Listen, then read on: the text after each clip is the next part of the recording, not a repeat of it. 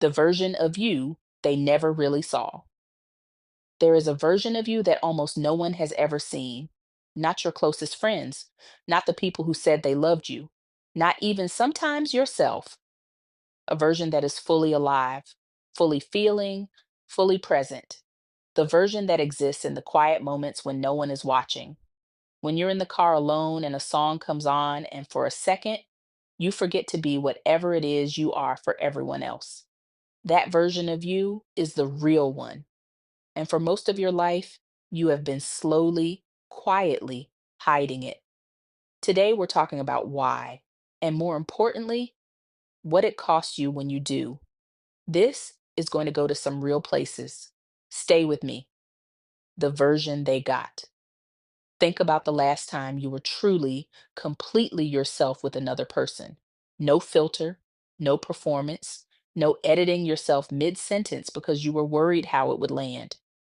For a lot of people, that moment is hard to find because what most of us are given the world most of the time is a curated version, a managed version. The version we calculated would be most accepted, most loved, least rejected. We learned early that the full version of us was sometimes too much, or not enough, or just confusing to people who didn't have the patience to understand it. So we started trimming a little bit here, a little bit there.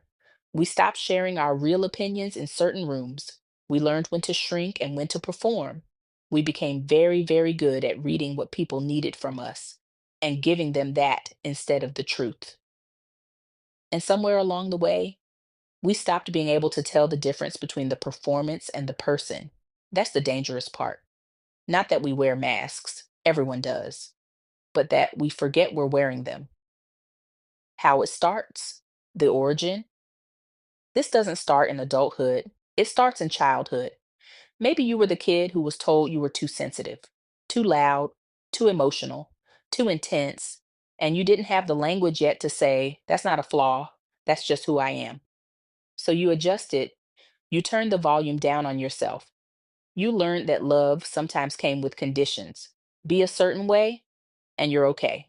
Be another way, and things get hard. And your nervous system did what nervous systems do. It learned, it adapted, it started treating your own authenticity like a threat. Maybe it was a parent who needed you to be okay when you weren't, a classroom that punished the kid who was different, a friendship group where you slowly realized you had to earn your place rather than just be given it, a relationship where you gradually understood that being fully yourself made the other person uncomfortable. All of those experiences wrote something in you, a quiet rule, a background operating belief that said the real you, the full you, is something to be managed. Not because you were broken, but because the people around you didn't know what to do with something that beautiful and that raw. That's not your fault, but it is now your responsibility to unlearn it. The specific thing you hid.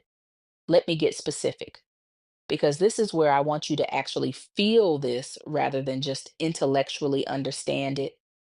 You hid your sensitivity because you were told it was weakness, because someone cried and was made fun of, and you filed that away and decided, not me, never me. So you developed a layer of cool, of fine, of I don't really care about that. But you do. You always did. You hid your ambition because somewhere the people around you weren't dreaming the way you were dreaming, and wanting more felt like betrayal, like you thought you were better than them. So you played it down, kept your biggest thoughts to yourself. You hid your anger because anger on someone like you wasn't allowed, wasn't acceptable. So it went inward, turned into anxiety, depression, a low hum of resentment you couldn't quite name. You hid your joy. Yes, your joy. Because being too happy, too excited, too enthusiastic made you a target, made people uncomfortable, made you seem naive. So you learned to dampen it. You hid your opinions, your real ones, in meetings, in relationships, at family dinners, because the cost of disagreement felt higher than the cost of disappearing. And so you became very agreeable, very accommodating, very easy to be around, and very far from yourself. What it costs you. Here's what hiding costs, and it's more than you think. First, it costs you real connection because when you hide the real you, any love you receive is landing on a performance. And deep down, you know it. So even in your closest relationships, there is a loneliness that never fully goes away. A voice that whispers, they don't actually know me. They love the version I built for them, but not me. And that loneliness, the loneliness of being unseen, is different from being alone. It's lonelier because you're surrounded by people and still feel like a ghost in your own life. Second, it costs you your energy. Performing yourself, constantly monitoring what you're revealing, how you're coming across, whether you've said too much, is exhausting work. You wake up tired. You leave social events depleted. You need recovery time, not because you're introverted, but because you've been working overtime just to exist in the room. Third, it costs you your sense of self. When you perform long enough, you start to lose track of which parts are real and which parts are the act. Your own preferences feel fuzzy. Your own desires feel unclear. You spend a lot of time asking, what do I actually want? And coming up blank. That is not a personality disorder. That is what happens when a person spends decades outsourcing their identity to whoever needs them to be something. And fourth, it costs you the relationships you actually deserved. Because the people who would have loved the real you fully, freely, without condition, never got the chance to show up because you never let them see what they were being invited to love, the relationship that proved the point. Here's the part that really gets me, and I think this is going to land for a lot of you.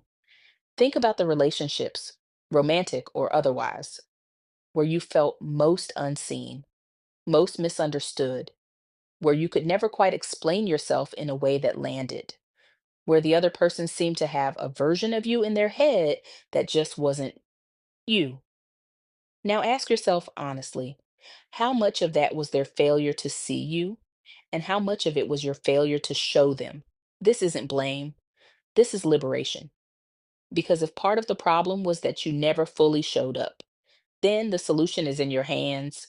Some of those people who didn't understand you, they were working with incomplete information. They were loving the edited version, the safe version, the version that kept the peace and asked for nothing and never rocked the boat. You can't resent someone for not cherishing something you never showed them. And some relationships, hear me on this, some relationships only work because you were hiding. If you had shown up fully as you actually are, they would have left. And that tells you something important, not about your worth, about the fit. A relationship that requires you to disappear in order to survive is not a relationship. It's a performance contract. The fear underneath. So why don't we just stop hiding? If we know it's costing us this much, why is it so hard to just be real? Because underneath all of this is a fear, a very old, very deep fear. And the fear is this: what if I show them everything and they still leave? That's it. That's the whole thing. What if I stop performing, stop managing, stop curating, and the real me is still not enough? At least right now, I have control over the outcome. I can manage what they see, I can keep things safe. If I open up fully and they reject me anyway, I have nothing left to blame it on. The performance is protection, a very expensive, very exhausting, very lonely form of protection. And the tragedy is, by protecting yourself from potential rejection, you have guaranteed a different kind of rejection, the rejection of never being truly known, the rejection of watching someone love a version of you that you yourself don't recognize.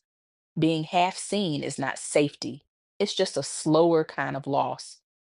What being seen actually feels like. I want to tell you about what it actually feels like when someone sees you, really sees you.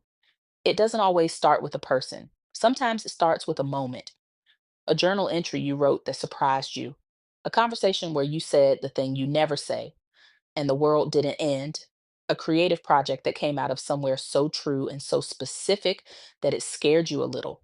Being fully seen starts with you being willing to look, to stop scrolling past the parts of yourself that make you uncomfortable, to sit with your real feelings instead of immediately translating them into something more palatable.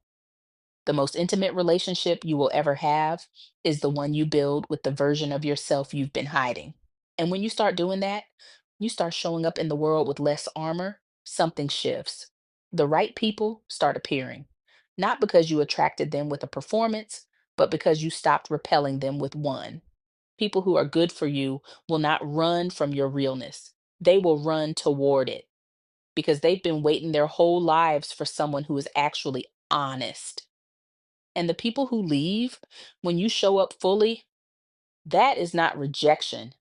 That is clarity. It is the most efficient kind of filtering there is. How to start. So, how do you start? Not all at once, not in every room at the same time. You don't have to flip a switch and become a different person overnight. You start by noticing the edits. The next time you're about to soften something, ask why. The next time you agree with something you don't believe, notice it. You don't have to change it immediately, just notice that you're doing it. You start by finding one space where you don't perform, one person, one journal, one walk alone, where you let yourself think the unedited thought. That is the first crack in the armor. That is where the light starts getting in. You start by grieving the version of you that spent so long being invisible, not with shame, with compassion. That version of you was doing the best they could with what they had. And then slowly, you start choosing differently in small rooms before big ones, with safe people before everyone, one honest sentence at a time. You were never too much. The rooms were just too small. Find bigger rooms, build them if you have to. There is someone out there, maybe watching right now, who has spent their entire life being a little bit invisible, giving people the version that was palatable, the version that kept everything smooth and safe. And they're tired, not from doing too much, from being too little of themselves for too long. If that's you, this is your reminder. The world does not need the curated version, it needs the real one, your real one. You are not a burden for having depth. You are not too much for having feeling. You are not broken for taking up space. You are someone who was never fully seen, and that ends when you decide it ends. Start showing up. The right people are waiting. Stay blessed. God bless you always. Inner Echoes Collective.